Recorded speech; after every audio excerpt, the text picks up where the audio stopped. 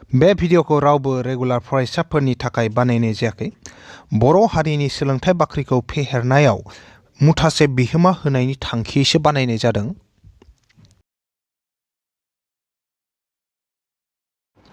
गोदान मोनसे थाखो लानानै फैफिनलायबाय आरो दिनैनि थाखोखौ आं जागायनो आखायाव लाबाय। दिनै जोङो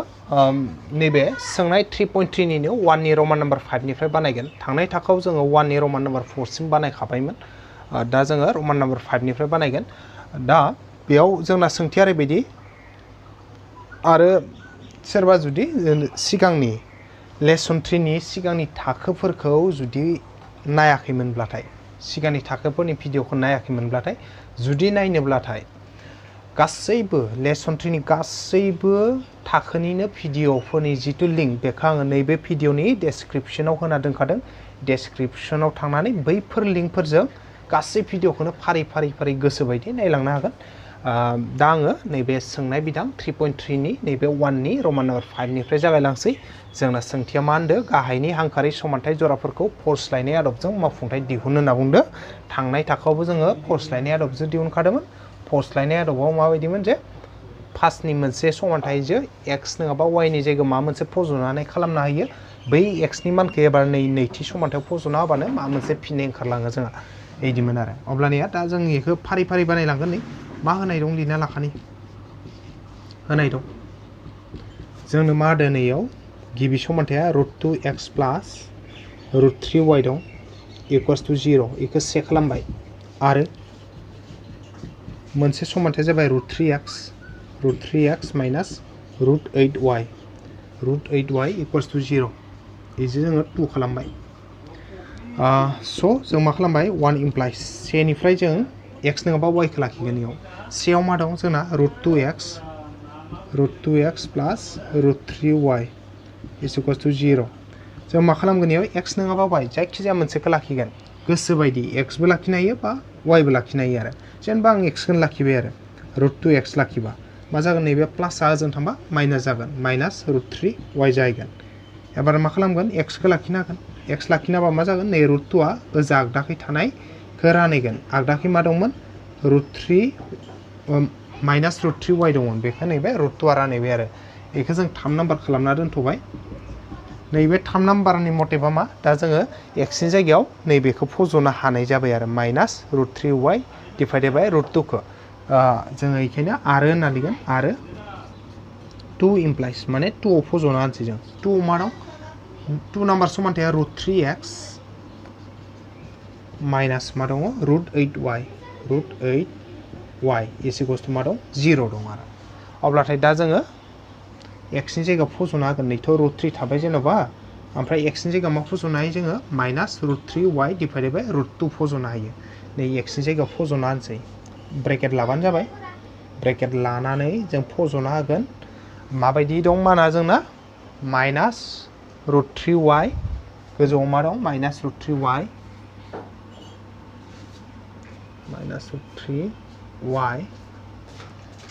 डिभाइडेड बाय √2। ओमफ्राय नैबे थाबाय माइनासआ थाबाय, √8y थाबाय, √8y थाबाय इकुवेल्स टु 0 थाबाय। एबार दा आद्राखौ गोजौआव लिरनोसै जोङो। गोरलै खालामलांबाय थानि, सिम्प्लिफाइ खालामलांबाय थानि। नांगौ जायैयाव माबा मोनसे सोदोब लिरना होनो हायो, लाइन मोनसे जायगायाव जोङो √3 निफ्राय एक्सनि मानखौ फज'दो नालाय, नैयाव जे एक्सनि जायगायाव नै बेखौ फज'बाय। सोरनिफ्राय लाबोदो जों? नै 3 नाम्बारनिफ्राय। बेखायनो 3खौ बाहायना होनना लिरनो हागौ। 3खौ बाहायना बिदि लिरना होनो हागौ। एबार जोंहा इयाव मा थाखो बेखौ नायनि। गाहायावथ' मा थाबाय? √2 थाबाय दे ना। सानजाबबाथाय √3 जो √3 सानजाब। √3 × √3 बेसे? √3 × √3 3। ओमफ्राय मा दं? y दं थाबाय। ओमफ्राय मा दं? नैबे माइनास दं सिगाङाव, माइनासखौ बोबाय जों। एबार नैबे माइनास थाबाय। मा थाबाय? √8y दं। आदसा √8y दं आरो माइनास √8y इकुवेल 0। एबार जों मा खालामगोन? एलसिएम लानांगोन। जिहेतु ओजा बोखावखोन्दो दं, ओइ मोनसे जे माइनास जाना दं नालाय, माइनास बा प्लास जायोबा बोखावखो मा लानांगौ जोङो? एलसिएम लाथारनांगौ। एलसिएम लाब्लाथाय मा? गाहायाव √2ल' दं नालाय √2आनो जागोन एलसिएमा। एबार जों मा खालामगोन? नैबे √2 रुट 2 जो रुट 2 रान एखेजो एखे अनजिमाखौ रानबा बेसे से मोनो आरो से सानजाब माइनास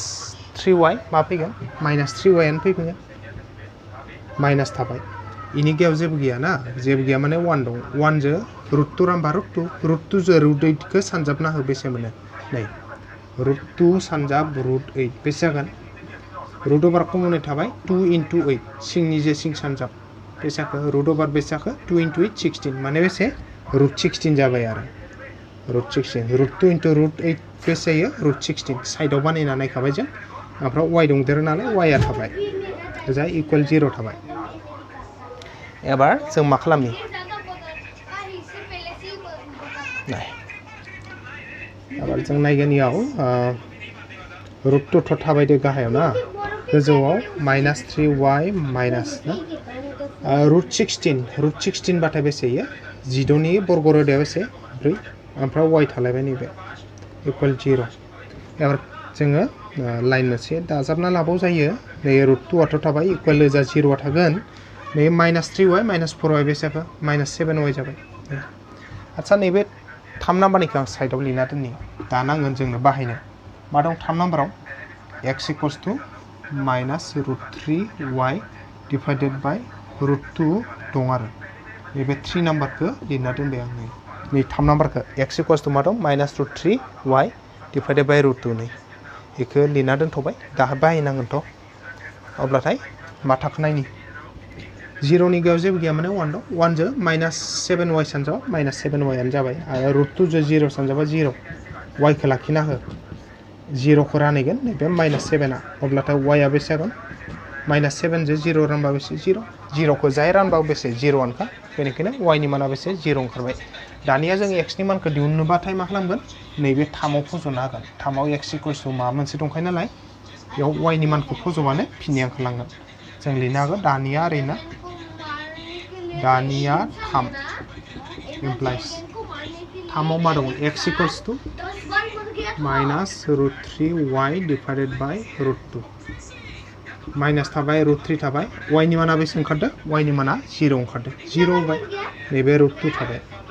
सानजाबना माइनास रुट 3 जो 0 जो जाय सानजाबबा बेसे 0 आनोखा डिवाइडेड बाय रुट 2 थाबाय आरो 0 खौ जाय रानबा बेसे 0 आनोखा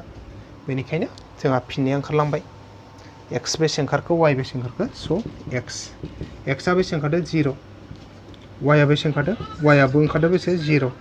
अब्लाथाय जोंहा फिननाया बेखिनि जाबाय x आ 0 y आ 0 होमबा जोंना रमान नाम्बार 5 जोब्बाय नेक्स्ट जोङो रमान नाम्बार 6 आ माबायदि सोंथि दं बेखौ नायलायनि एबार जोङो रमान नाम्बार 6 खौ लाबाय बेयाव होनाय दं जोंना जाय मोननै समानथाय होदों आं बेखौ लिरना लाखादों होनाय दं होननानै होनाय दं दा इनि जोङो मावफुंथाय दिहुननांगौ मा होदों समानथाया 3x/2 minus 5y/3 is equals to minus 2 होदों नै 3x/2 minus 5y/3 equals to minus 2 ओमफ्राय बेखौ जों से खालामबाय आरो मोनसे समानथाय होनाय दं बे समानथाया मा x/3 प्लास y/2 इज इक्वल्स टु 13/6 दं बेखौ 2 नाम्बार खालामबाय दा जोङो नैबे सेनिफ्राय स' 1 इमप्लाइज सेनिफ्राय जोङो x नङाबा y बेनि जायगायाव माबा मोनसे फज'नानै खालामना दोङो जों मा दं जोंना 3x/2 माइनास 5y/3 दं इक्वल्स टु मा दं माइनास 2 दं नैबे सेयाव मा दं 3x/2 माइनास दं 5y/3 इक्वल दं माइनास 2 दं जों इयाव मा खालामगोन x खौ लाखिगोन जेनेबा 3x/2 खौ लाखिनाबाय आरो 3x/2 लाखिबा मा जाबाय ओजाथ' माइनास 2 दं माइनासआ जों थांबा प्लास जागोन प्लास 5y/3 जागोन आरो अब्लानिया मा जागोन नैयाव जों मा लाखिबाय 3x/2 खौ लाखिना होबाय ना आच्छा ओजोंहाय एलसिएम लाग्रोनि जों बोखाव खोन्दो दं नालाय प्लास माइनास दङ बेनिखायनो बोखाव खोन्दो लाबाथ' 3 आनो जागोन अब्लानिया नै माइनास 2 नि गायाव जेबो गैया माने 1 दं 1 जो 3 रानबा 3 into 2 6 नाथाय सिगाङाव मा दं माइनास नै प्लास थाबाय 3 जो 3 रानबा 1 into 5y आनो आरो एबार नेक्स्ट जोङो खेंस्लाय सानजाबगोन ओरैहाय ओरै खेंस्लाय सानजाबनानै होनि अब्लाथाय खेंस्लाय सानजाबबाथाय मा फैयो जों नायनियाव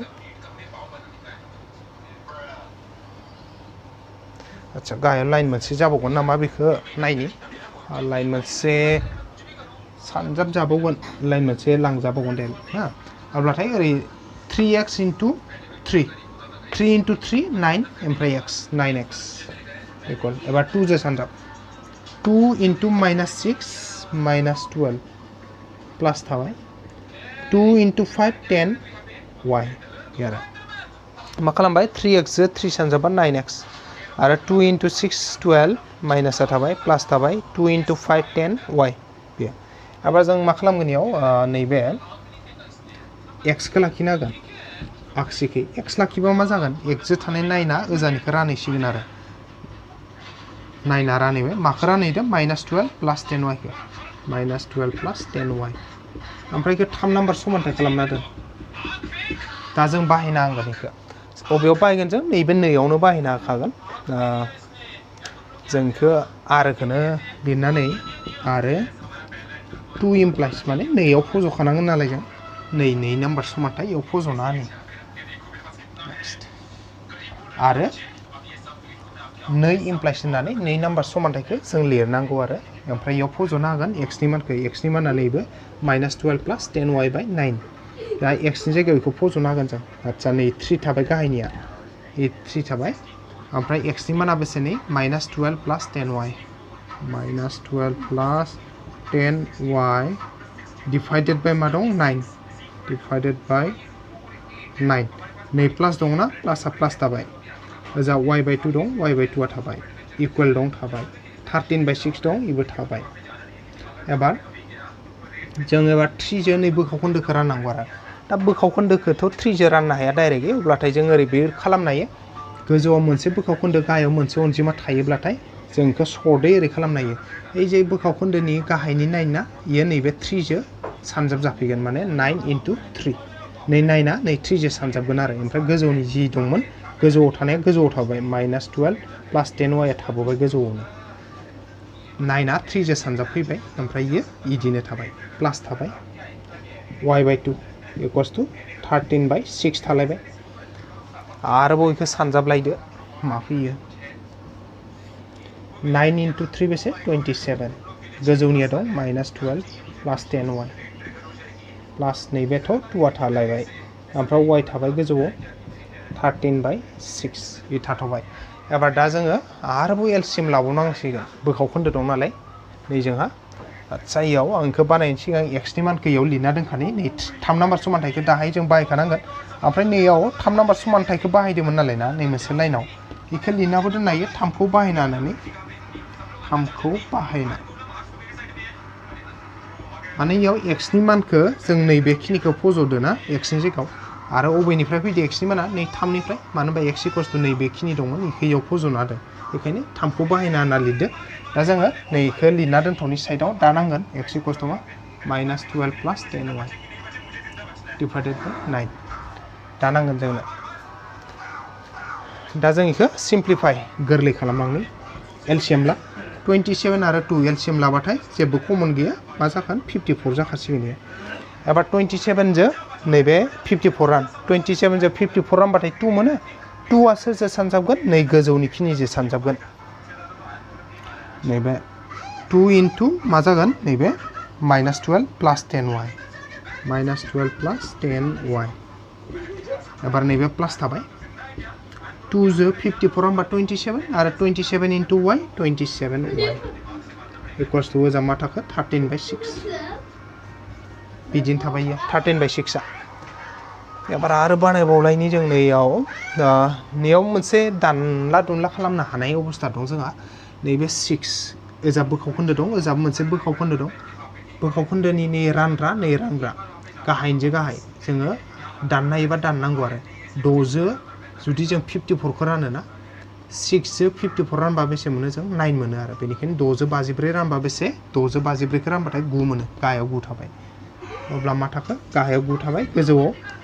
2 into -12 बेसे जाखो माइनासआ थाबाय 2 into 12 24 प्लास थाबाय 2 into 10 20 ओमफ्राय y आ थाबाय प्लास थाबाय 27 y थाबाय ओमफ्राय इक्वल्स टु नैबे 13 ओजा 13 थाबाय गाहायाव जेबो गैला 13 ल'सै एबार जों इखौ बानायलांबाय था 9 थाबाय ओजा 13 थाबाय ओजोंहा नै y आ बेसे नायनि जों 20y आरो नैबे 27y टटेल बेसे जाखो 20 आरो 27 दाजाबबा 47y आरो माइनास 24 थाबाय आरो बाव एबार जों मा खालामगोन ओरै खेंस्लाय सानजाबलायगोन 13 नि गेजेराव जेबो गैया माने 1 दं 1 जो नैखिनिखौ सानजाबो बेनो फैफिनगोन थामहिनबा 47y माइनास 24 फैगोन आरो 9 जो नैबे 13 रानबा बेसे मोनगोन जों 9 into 3 9 into 3 27 2 थाबाय एबार 9 into 1 9 22 जो 11 जाबाय एबार जों मा खालामगोन 47y लाखिना हो ए माइनास 24 जों थांबा प्लास जागोन प्लास 24 जागोन 117 नखायो प्लास 24 जाफैबाय एबार जों नायनि फिसा गोजौआवनो बानायनायाव ससेखौ मा थाखोयाव 47y इक्वल्स टु आच्छा इखौ दाजाबना हो 17 जो इयाव 7 जो 4 जो बेसे 11 से थाबायना आखायाव इ बेसे 3 जाबायना इजो बेसे 4 जाबायना आरो इ बेसे जाखो 1 एबार जोङो मा लाखिनि y खौ लाखिना हो 141 डिवाइडेड बाय 47 जो रानबा बेसे मोनगोन जों 47 जो 141 खौ रानोब्लाथाय 3 मोनगोन 3 नायनि नांगौ जायो नंगौ नङा 3 into 7 21 2 थाबायना आखायाव 3 into 4 बेसे 12 13 14 नि गतिके 47 जो 141 रानबा बेसे 3 मोनगोन जों ओमफ्राय दानिया जों मा खालामगोन x नि मानखौ दिहुननो थाखाय 3 नाम्बार समानथायाव दिहुनगोन नैबे 3 नाम्बार समानथायमोन लिरना दोनखादोंमोन आं अब्लाथाय बेयाव दानिया ओरैना दानिया 3 इमप्लाइज 3 आव मा दं x equals to minus 12 plus 10y minus 12 plus 10y divided by 9 अब्लाथाय जों इयाव मानखौ फज'ना होलांबाय थानि 9 आथ' थाबाय दे माइनास 12 आ थाबाय नै प्लासआ थाबाय नैबे 10 आ थाबाय आरो y आ बेसे y नि माना बेसे 3 नैबे अब्ला बेसे जागोन इयाव 9 थागोन माइनास 12 थागोन नै प्लास थागोन 10 into 3 बेसे 30 एबार जोङो नैबे 30 निफ्राय 12 खौ माइनास खालामबा बेसे मोनगोन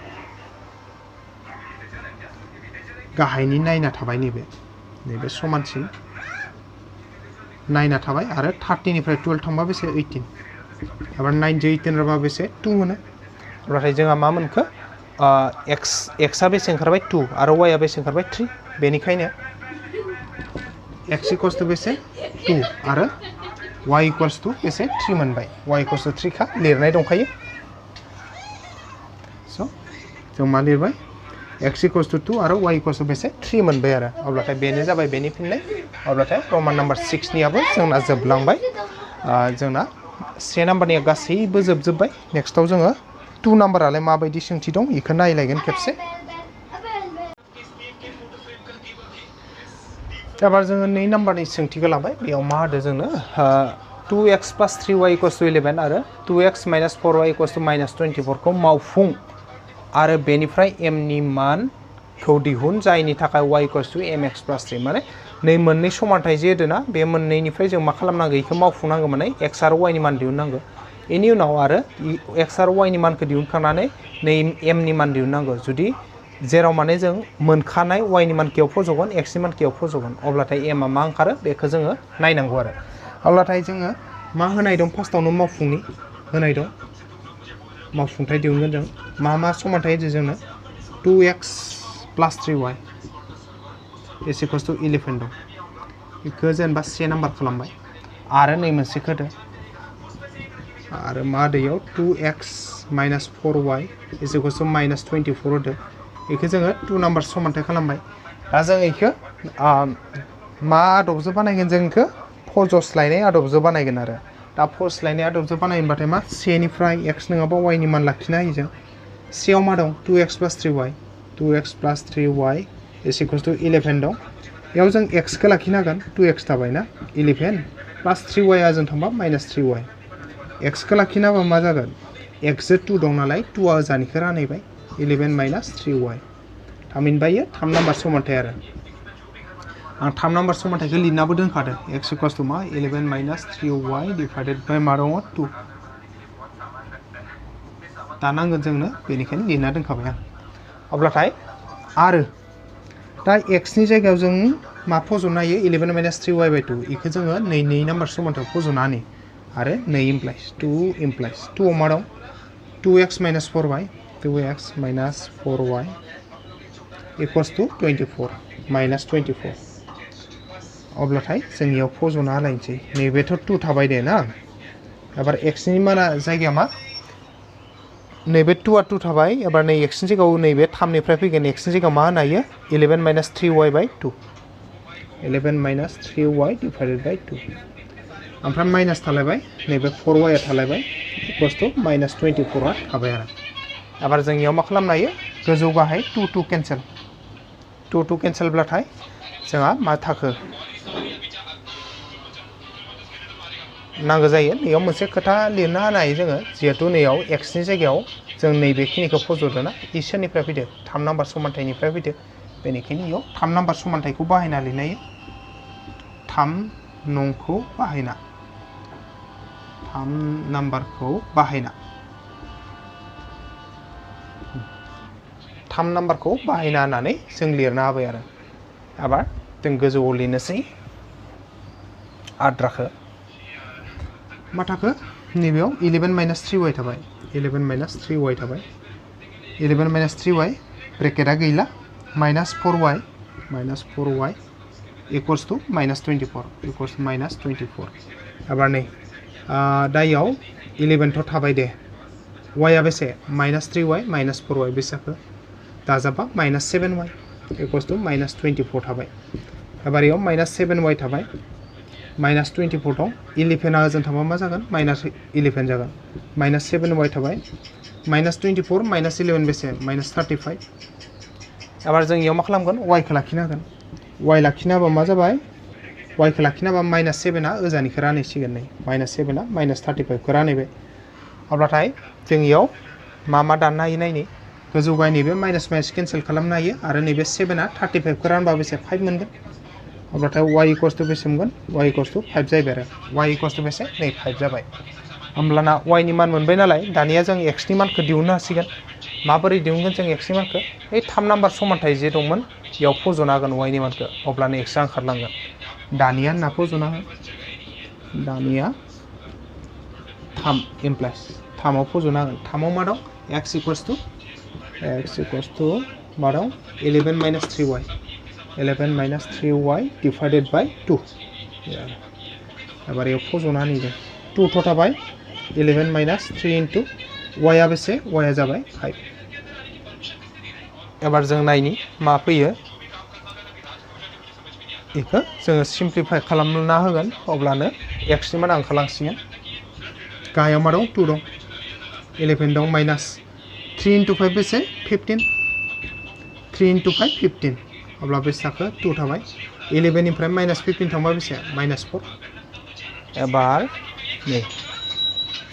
2 जो 4 रान बेसे मोनो 2 मोनो अब्ला मा थाखो माइनास थाबाय आरो नैबे 2 थाबाय आरो अब्लानिया मा जाखो बेनिखायनो